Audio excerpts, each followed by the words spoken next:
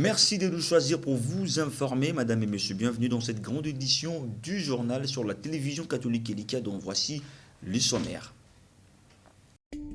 Un seul titre dans ce journal, en marge de la campagne de vaccination contre la poliomyélite des enfants de 0 à 5 ans, le programme élargi de vaccination a outillé en technique de communication les acteurs des médias qui sont un meilleur canon pour la sensibilisation des communautés en vue de faciliter le travail des vaccineurs. Cette campagne de vaccination prendra en charge 24 millions d'enfants dans 515 zones de santé de la République démocratique du Congo.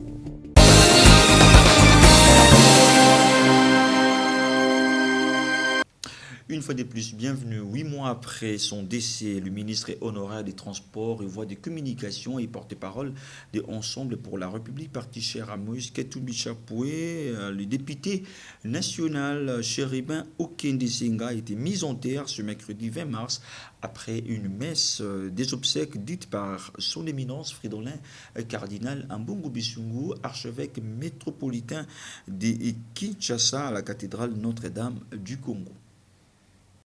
Tous ces fidèles chrétiens catholiques et non catholiques sont venus participer à cette messe de funérailles de l'illustre disparu Chéribin Okende, homme politique, ancien ministre des Transports et honorable député national. Devant tous ces politiques, membres de l'Ensemble pour la République et autres ont participé à cette Eucharistie en la cathédrale Notre-Dame du Congo. Le célébrant du jour, Tata Cardinal, a martelé sur la parole biblique du livre de Matthieu 5, 2 à 8, la béatitude.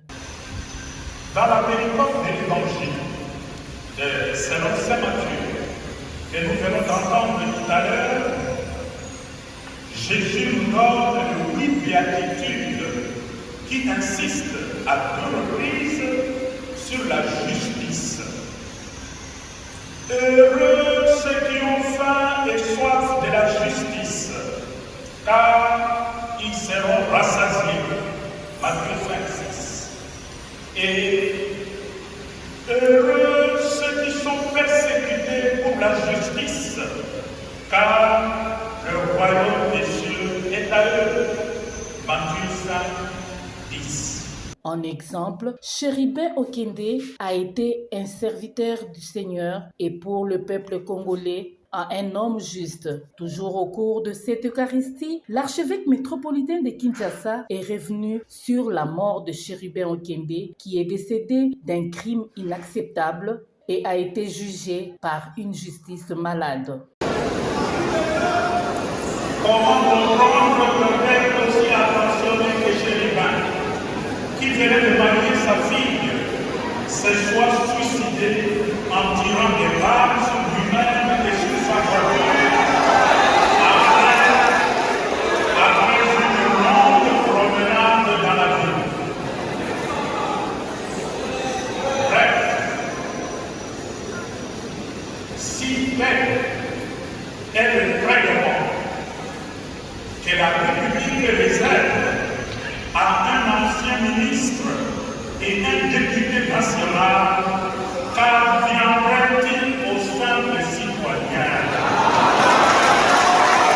Toutefois, il s'est de savoir que Fridolin cardinal Ambongo a dit d'abord aux chrétiens au sujet de la levée du moratoire de la peine de mort en République démocratique du Congo. Fridolin cardinal Ambongo a dit aux chrétiens catholiques et non catholiques que l'Église catholique n'accepte pas cette décision. Il a aussi réconforté la famille de l'honorable Chéribin, sa femme et ses enfants à être unis dans l'amour et dans la paix. Parlons politique à présent, formation imminente du gouvernement, la dynamique AB du Premier ministre Jean-Michel Samalou Kondé a reçu par l'informateur Augustin Kabouya. Bibi Chiboum.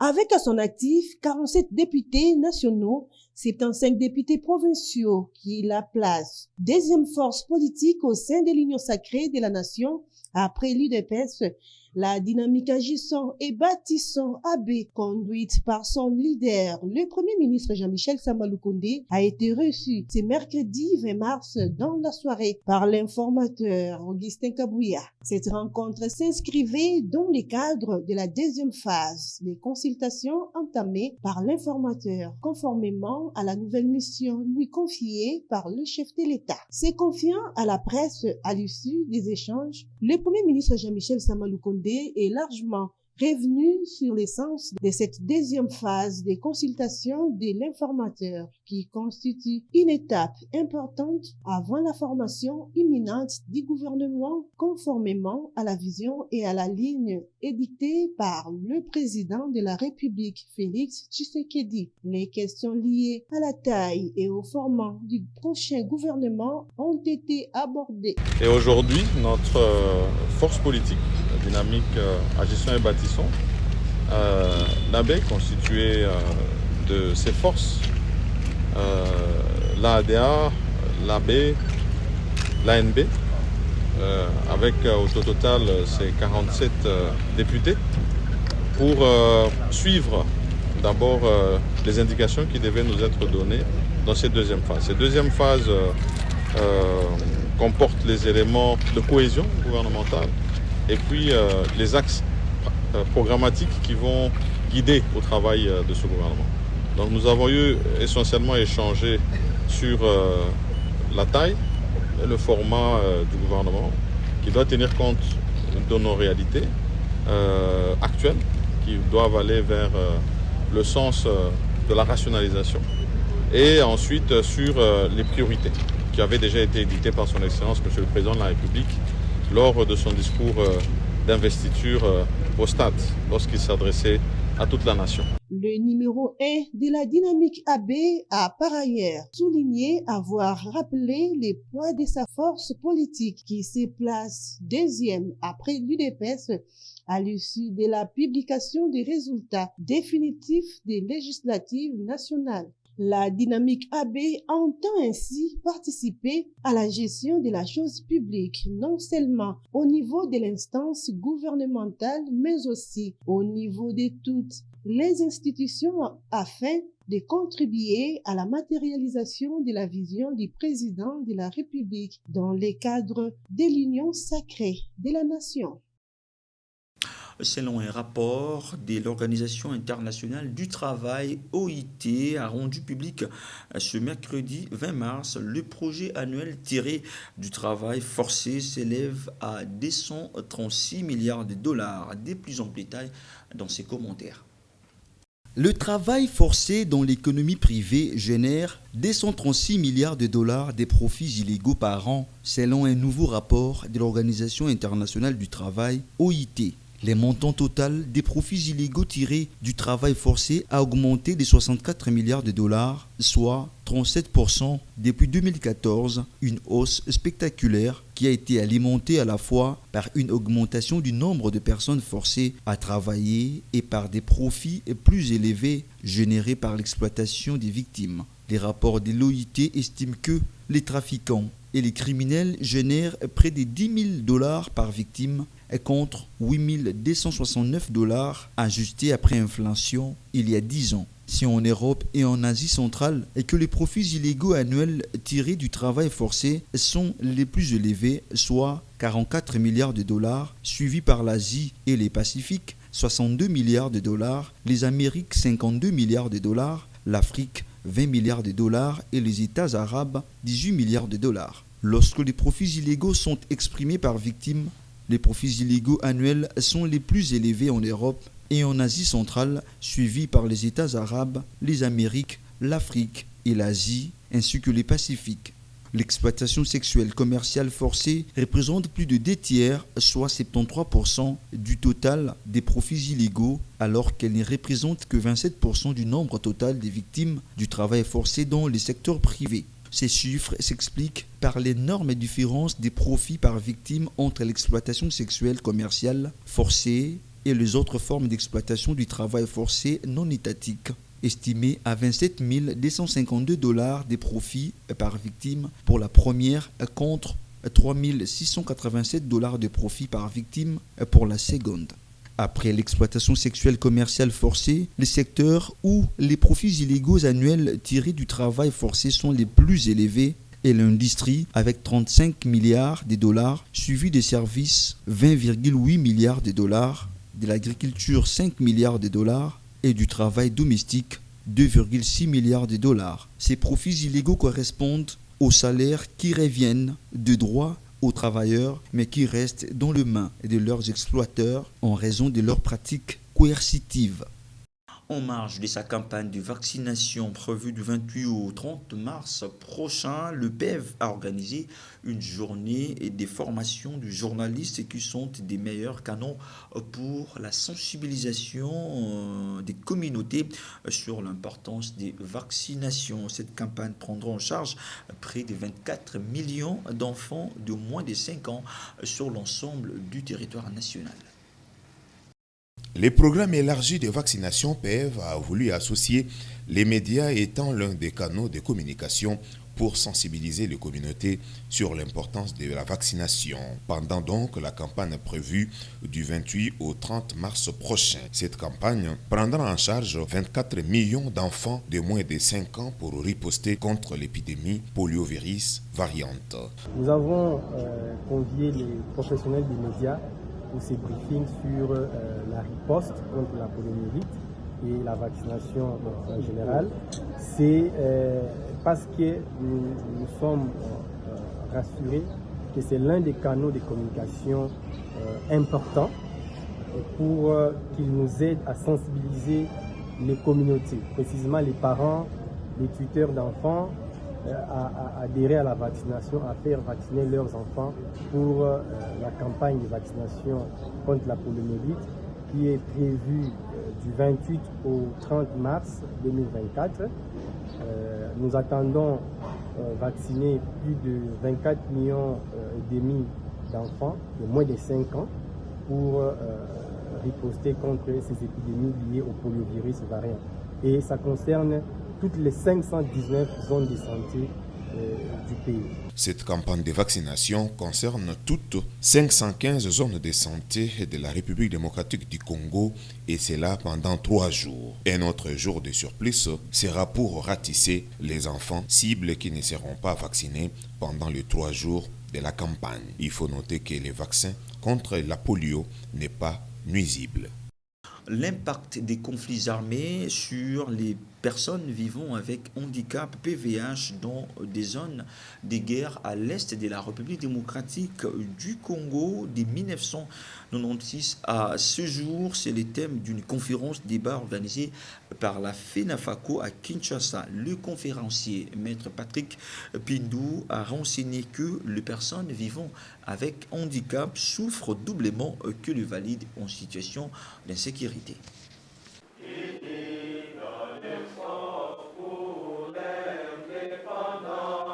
La salle de conférence Kundelungu du bâtiment administratif du ministère de l'Intérieur situé à côté du Palais du Peuple à Kinshasa a abrité la conférence débat organisée par la FENAFACO, Fédération nationale des associations des personnes vivant avec handicap du Congo, placée sous les thèmes l'impact et les conséquences de la guerre et les conflits armés dans les provinces de l'Est de la RDC sur le PVH de 1996 à ce jour. Avant la prise de parole de l'intervenant du jour, la représentante de la présidente des réseaux des femmes PVH de la FENAFACO Kinshasa, Pichuna Bazabidila, a peint dans son mot un tableau sombre relatif à la situation des femmes en général et des femmes vivant avec handicap en particulier, victimes de l'insécurité à l'est du pays.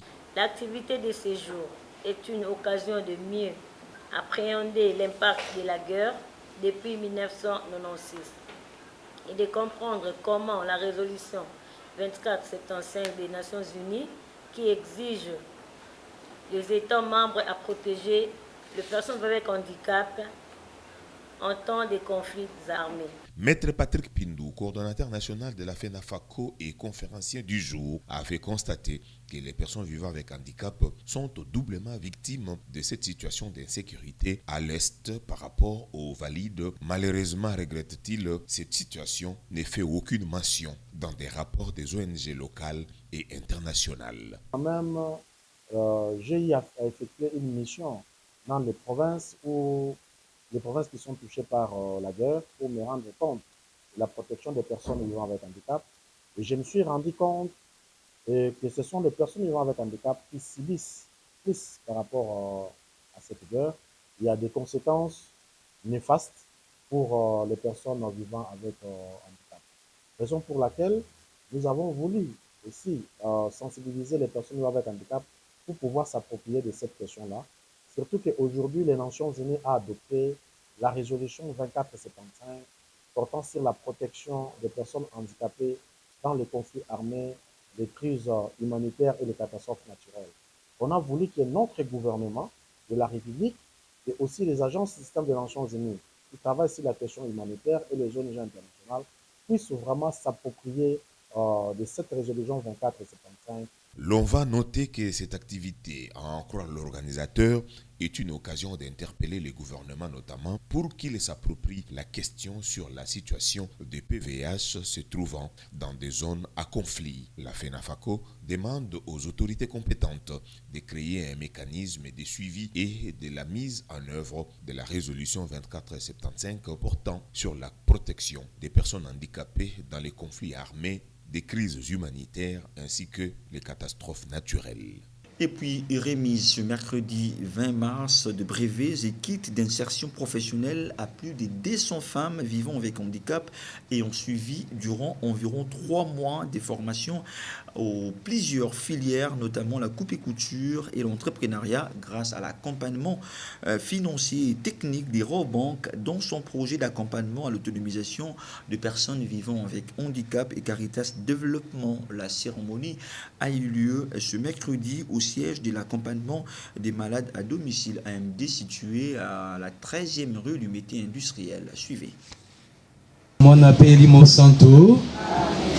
C'est avec la prière d'ouverture de l'abbé Bienvenu, directeur de Caritas Développement Kinshasa, que cette cérémonie de remise des brevets et des kits d'insertion professionnelle aux mamans pour la plupart des personnes vivant avec handicap et ont suivi une formation dans plusieurs filières, notamment la coupe et couture et l'entrepreneuriat, a débuté. Sous l'accompagnement de plusieurs partenaires dont CBM, Raobank, APSV, Caritas Développement Autriche et l'université Omnia Omnibus, plus de 300 mamans, personnes vivant avec handicap, ont suivi et pour la 2e édition une formation à plusieurs filières, notamment la coupe et couture et l'entrepreneuriat, ont reçu leur brevet et ont bénéficié plusieurs kits d'insertion professionnelle. D'autres, par groupe, ont bénéficié des enveloppes pour démarrer leurs propres initiatives dans le cadre du projet Égalité des chances à tous de la Raobank dans l'optique d'accompagner l'autonomisation des personnes vivant avec handicap féminine. La Raobank, dans le cadre de son engagement RSE, vous savez, son engagement social et environnemental, s'appuie sur 5 ODD en particulier, notamment celui de l'égalité de genre, l'égalité de chances et la lutte contre la pauvreté. C'est dans le cadre de ce programme que nous avons mis en place avec Caritas Kinshasa ce projet d'accompagnement à l'autonomisation des femmes vivant avec handicap. La première cohorte a eu lieu au mois de novembre 2022 et s'est soldée en 2023 avec une grosse réussite. C'est ainsi que, motivés, poussés par ce taux élevé de réussite, que nous avons décidé d'aider encore plus de femmes. Et donc nous sommes là aujourd'hui pour clôturer la formation de la 2e cohorte de femmes ici à Kinshasa, parce qu'il y a une autre cohorte dans le Kasaï. Remercions personnellement son éminence Fridolin Cardinal Ambongo Bissungu et tous les partenaires qui se battent bec et ongle pour l'autonomisation des personnes vivant avec handicap. Madame Astrid Mwanda, directrice de l'accompagnement du malade à domicile AMD, note une responsabilité sociétale de ces organisations qui travaillent pour l'avancement, le développement et la formation des femmes. Elle a également évoqué le mois de mars, un mois dédié à la défense des droits de la femme. Nous avons voulu coïncider cela avec le mois de mars. Le mois de mars n'est pas seulement synonyme de célébrer la journée de la femme, mais voir aussi quelles sont les avancées en termes de participation au développement communautaire de la femme avec handicap. Et pour nous, nous nous sommes dit que ce sera quand même une occasion d'évaluer les avancées par rapport à tout ce que nous avons eu à donner comme formation aux femmes pour qu'elles développent elles-mêmes leur autonomisation économique. Nous profitons aussi de cette occasion pour remercier son éminence, le cardinal, parce que c'est lui qui nous donne l'opportunité de toquer les portes et puis apporter de l'aide là où il y a la misère, là où il y a la souffrance. Et nous félicitons aussi l'université Omnibus qui est venue et donner des opportunités aux femmes handicapées. Et je vous rassure que nous aurons des bourses pour que les femmes handicapées puissent étudier et participer également au développement de leur propre communauté. J'ai besoin d'avoir les femmes handicapés, 4 universitaires. Ce n'est donc que ces fonds financés par la Rabobank à ces femmes qui sont désormais des entrepreneurs seront évalués dans 6 mois. Restons dans le même chapitre. Quelques bénéficiaires de la dite formation et des kits composés des machines à coudre, enveloppes et les pannes pour les mamans ont remercié la Rabobank et Caritas Développement ainsi que d'autres partenaires pour l'attention et l'affection leur accordée durant ce mois de mars, mois dédié à la défense des droits de la femme. Vraiment, nous sommes très contentes. Nous, quand je dis nous, je vois aussi toutes les autres femmes qui sont là assises, les femmes handicapées. Nous sommes vraiment très contentes et vraiment très impressionnées par le souci que Rabobank a auprès des femmes handicapées. Vraiment, nous disons merci à Rabobank et nous disons aussi merci à Caritas Congo et AMD qui a permis que toutes les femmes, certaines femmes handicapées ici présentes soient bénéficiaires de cette activité, de ces kits d'insertion. Vraiment, c'est quelque chose de très profond. Nous sommes vraiment bénis et nous disons merci à Rabobank. eloko na kosenga bandeko na biso ba mama en tout cas boya tozala instruite parce que ndenge eza wana balobi éduquer une femme c'est éduquer toute une nation. Ndenge eza wana il faut mwasi akoka kosala eloko moko ko permettre ye akoki ko subvenir na ba besoin na ye parce que nde ba yebisi biso ke ba papa biso ba mama to ba sungi ya papa bon ndenge eza wana to yebi mboka na biso modèle ezotambola. Donc ce qui tobi totala ka liboko moko ekopesa pasi yango a partir ya ba formation na biso Rabobank atie biso maboko ezo permettre biso tokoka kobokola mabota na biso pe tokoka ko instruire baninga mususu o batikali na ndako bazo traîner baya kozwa ba formation po ete ba bénéficier pe lokola biso pe lelo to bénéficier nango. Par cette note qui s'achève cette grande édition du journal, mais avant de vous quitter complètement, voici le rappel des titres. Un seul titre dans ce journal, en marge de la campagne de vaccination contre la poliomyélite des enfants de 0 à 5 ans, le programme élargi de vaccination a outillé en technique de communication les acteurs des médias qui sont un meilleur canon pour la sensibilisation des communautés en vue de faciliter le travail des vaccineurs. Cette campagne de vaccination prendra en charge 24 millions d'enfants dans 515 zones de santé de la République démocratique du Congo. Ce journal est complètement terminé. Merci à vous de l'avoir suivi.